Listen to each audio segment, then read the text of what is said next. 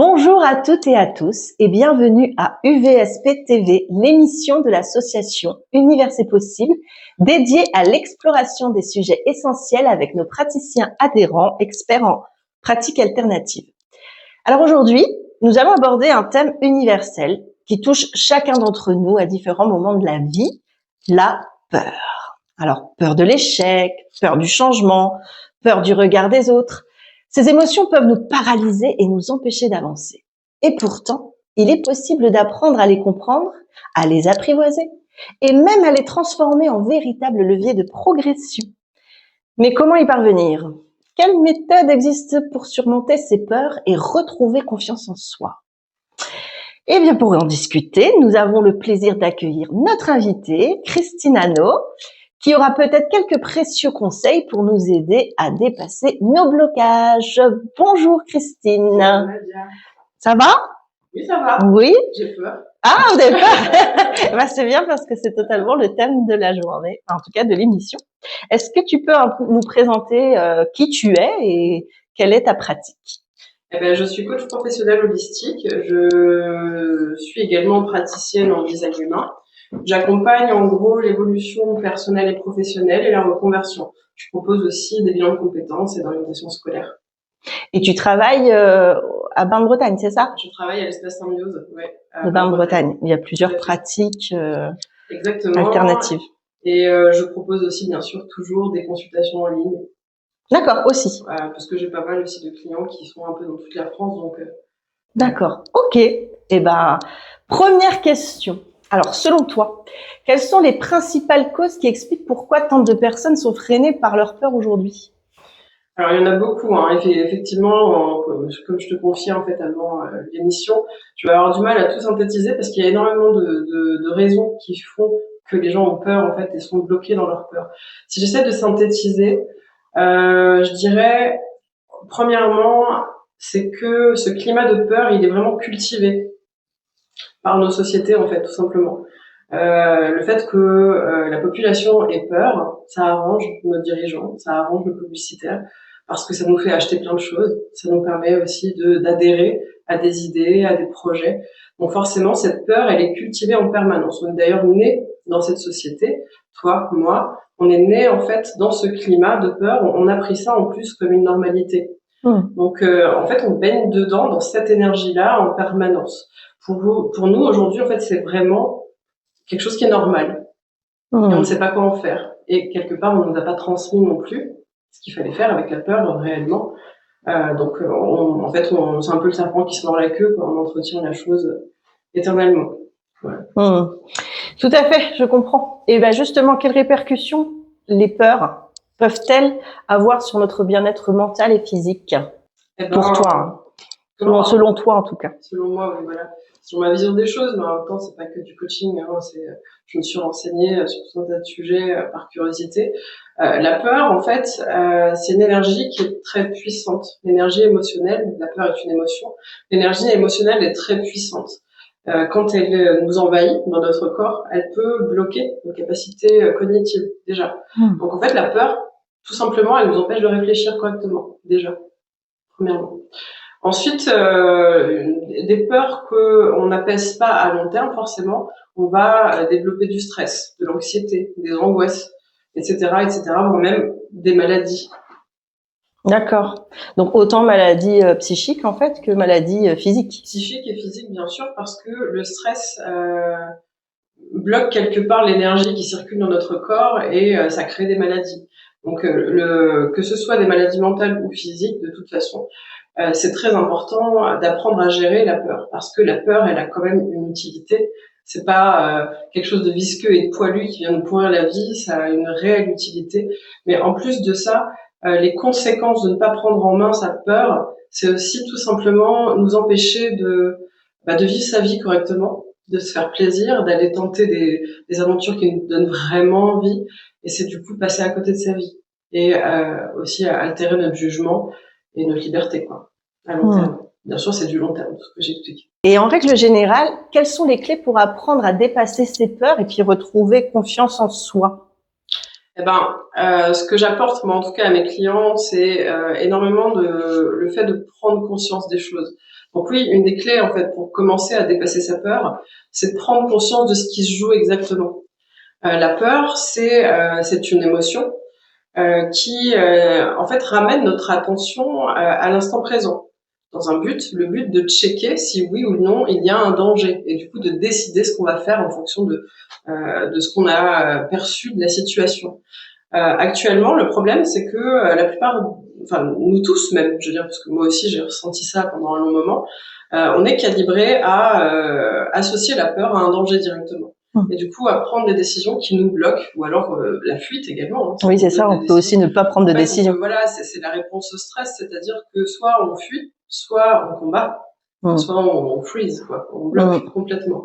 Donc quoi qu'il arrive, ça va nous pousser à répondre à quelque chose un petit peu à l'aveugle, parce qu'on n'a pas pris le temps, en fait, de prendre conscience simplement de ce qui se jouait dans l'instant présent, pour ensuite décider de la réelle marche à suivre. En fait. On passe directement, encore une fois, on répond à ce qu'on ressent, on répond à cette émotion qui est quand même assez désagréable à vivre, la peur, on prend pas le temps de l'accueillir. Donc, quelle clé, si tu veux, je peux conseiller pour dépasser les peurs, c'est déjà la prise de conscience, elle est très importante. Avoir envie de comprendre simplement comment on fonctionne en tant qu'être humain, c'est déjà un petit peu la base. Ensuite, la gestion des émotions, bien évidemment.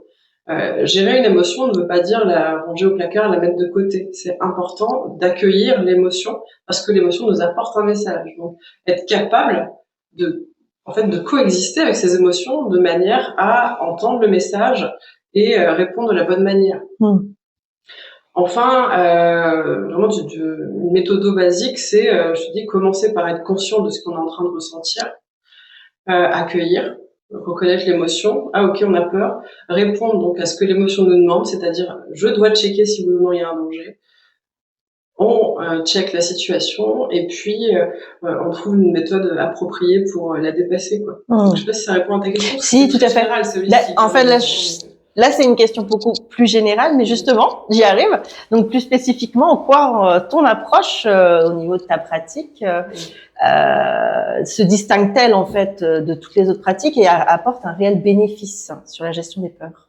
Eh ben donc c'est clairement cette vision holistique que j'ai. Je suis coach holistique, c'est-à-dire que ce que je permets, notamment à la clientèle, de par ma vision des choses, c'est de prendre suffisamment de recul, chose qu'en général les personnes n'arrivent pas à faire parce qu'elles sont clairement immergées dans leur vie, enfin en train de vivre la situation, l'émotion en elles. Donc prendre du recul, ça semble impossible. Mais vraiment, avec ma pratique, je les emmène à prendre du recul, à considérer ce qui est en train de se passer, à quel point ça affecte tous les domaines de sa vie.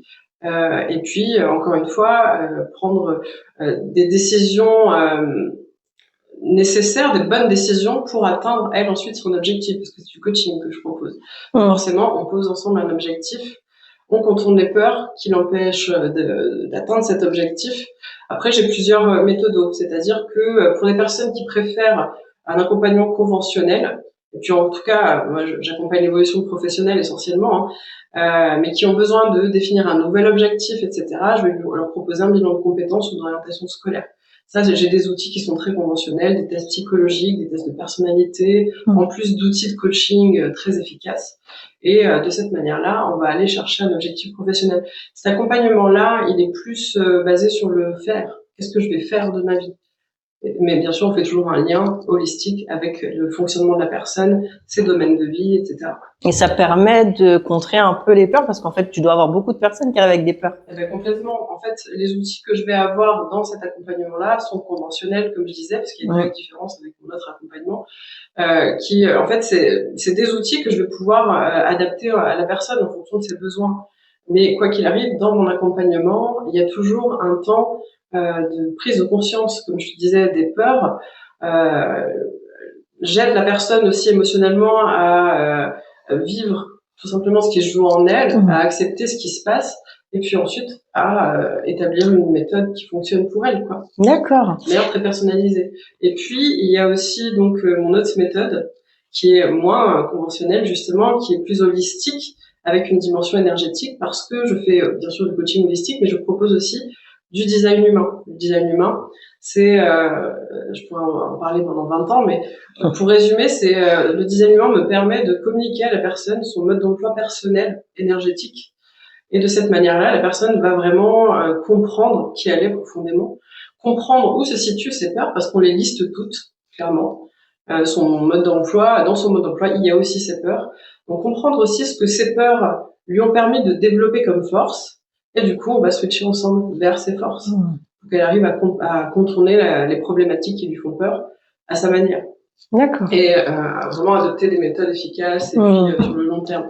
Donc j'ai vraiment 2 manières de le faire. Ça dépend des besoins de la personne. Il suffit de choisir ce qui nous semble le plus, quoi. D'accord. Mais une qui est vraiment axée sur qu'est-ce que je vais faire, et une sur qui je suis et comment je peux modifier toute ma vie en fonction de qui je suis. D'accord, ok.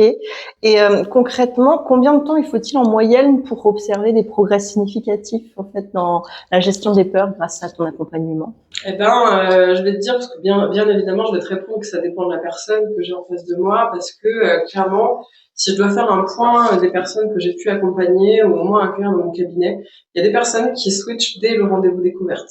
Donc dès qu'on prend contact la première fois, qu'elle me dépose sa problématique et que je commence à lui apporter ma vision. Parfois c'est suffisant parce qu'elle est prête du moins à dépasser sa peur à ce moment-là. Ouais. Donc j'ai vraiment des résultats parfois dès le départ. Mais sinon, en général, ça se fait vraiment tout au long de l'accompagnement. Ça dépend du nombre de peurs. Un accompagnement, ça dure en général de 3 à 6 mois. D'accord. Avec combien à peu près de rendez-vous Alors, le bilan de compétences, il y en a 8 en présentiel avec du travail à côté. Et sinon, le coaching holistique design humain, il y en a 10, 11 avec moins de travail à côté pour le coup. Ouais. Mais encore une fois, ça, de toute manière, ça switch pendant les 2 programmes. Maintenant, quand exactement, ça dépend vraiment des personnes, ça dépend de leur quantité de peur, j'ai envie de dire, et puis pareil, de leur engagement finalement aussi dans leur propre démarche. Est-ce qu'elles ont essayé des choses avant déjà? Est-ce que elles commencent à s'y mettre à peine maintenant alors qu'on se rencontre? Ça dépend de plein de choses. Quoi qu'il arrive, il y a des résultats qui peuvent être très rapides. Donc ça marche. Donc ça marche. Bon, bah très bien. Et as-tu un dernier conseil ou un message à faire passer à notre public concernant justement cette thématique, la peur? Ce que j'avais envie de faire passer comme message, il y en a un qui est important. Tout le monde a peur, comme tu le faisais remarquer au début. Moi aussi, je te l'ai fait remarquer au début, je te confie, en toute honnêteté. La peur, elle est normale, elle est même saine. La peur, elle nous permet de nous maintenir nous-mêmes en sécurité. Donc la peur, il faut qu'elle serve à ça. Il faut pas, par contre, qu'elle en arrive à envahir nos vies et nous empêcher de fonctionner et d'atteindre nos rêves. La peur, elle est faite pour nous aider à vivre correctement notre vie, pas pour nous bloquer notre vie et nous empêcher de nous réaliser. Voilà. Merci beaucoup pour ce message. Merci pour ta présence, en tout cas aujourd'hui à cette émission. Donc, merci Christine. Notre émission UVSP TV touche à sa fin. Un immense merci, bien sûr, à notre invitée pour sa précieuse intervention et son partage inspirant. Si vous souhaitez en savoir plus sur ses pratiques ou la contacter directement, ses coordonnées apparaîtront dans le générique de fin de l'émission. Et puis, bien sûr, un grand merci à vous, cher public, pour votre fidélité et votre soutien à l'association Universé Possible. Continuez à prendre soin de vous, à oser dépasser vos peurs et à avancer vers un mieux-être. On se retrouve très bientôt pour une nouvelle émission et un nouveau sujet passionnant. À très vite sur UVSP TV.